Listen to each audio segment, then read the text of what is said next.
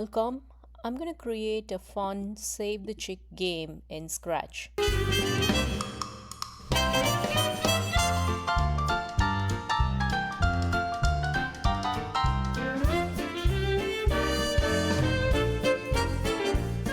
Let's create a new project.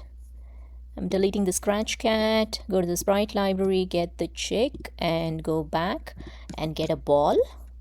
Let's first program the ball. So I'm going to do when flag clicked. I need 5 balls, so I'm going to create clones. Okay, so let's say repeat 5 times, and I'm going to say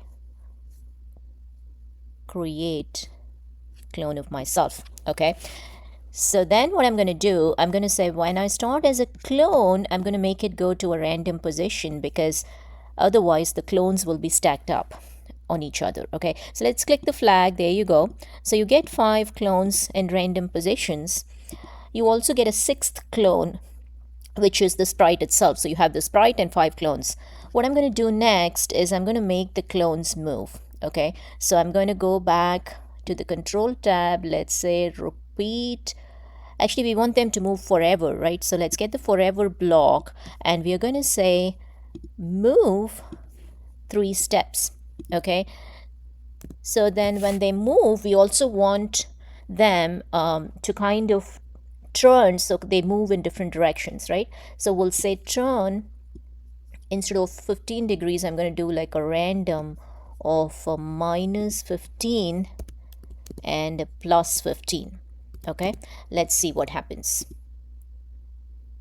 So there you go, you have your 5 balls and you have them moving, and you see when they go to the edge, they're kind of going away. So what I'm going to do is I'm going to say go to the motion tab and get the block that says if on edge bounce. Okay, so this way, now if you see, they go to the edge, they bounce, and they come back. Okay, so if you notice, there is one ball that's not moving, and that is the actual sprite. Okay, so the other 5 are clones. So what I'm going to do is I'm going to the looks tab, and I'm going to actually hide the sprite, okay, and show the clone.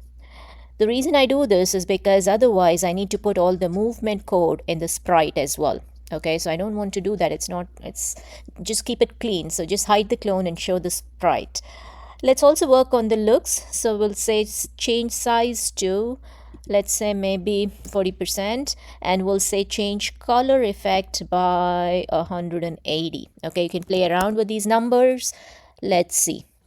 There you go. So I have my nice little balls, and they're all moving around and going to random places. They're turning at random degrees, and that's what I wanted. So let's go back, and now let's program the chick. So you say when I start, when flag clicked, you basically want to move. Okay, so you just say forever, you move 3 steps, and the other thing you want to do is you want to go to the mouse pointer, right? So you say go to mouse pointer.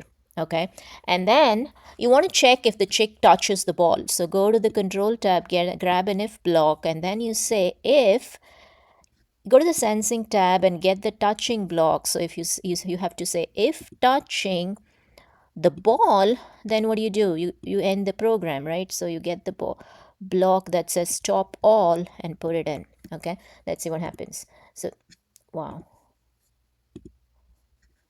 what just happened? Okay, so now you see it keeps following the mouse pointer. There you go. As soon as it touches the ball, the program ends. Let's quickly go change the backdrop. So grab the blue sky. There you go. So I'll try it one more time. There you go. So it's like you're able to save the chick, and there you go. Awesome.